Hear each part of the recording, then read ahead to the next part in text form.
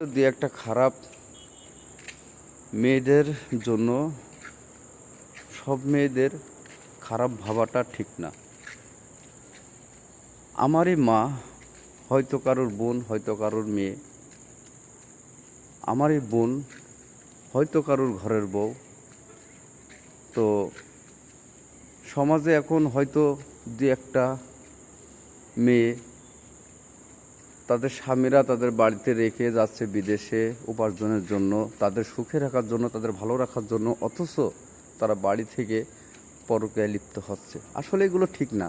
বা এদের মতন দু একটা খারাপ মেয়েদের জন্য সমাজের সব মেয়েদের খারাপ ভাবাটা ঠিক না।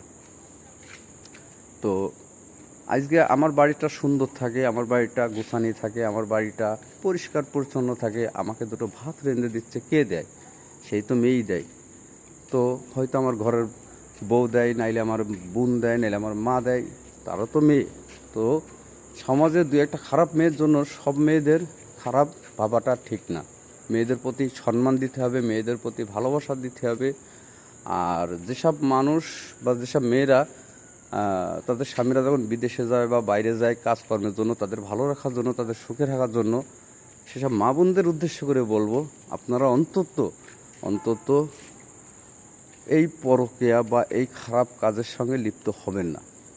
কারণ দেখেন, আপনাদের চিন্তায় তার শরীরের রক্ত পানি করে আপনাদের ভালো রাখার জন্য দূর প্রবাসে যে কষ্ট করছে।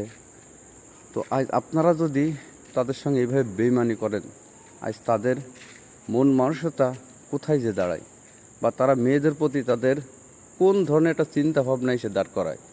তো আপনাদের দু একজন মেয়েদের জন্য সমাজের সব মেয়েদের কালারিং করবেন না।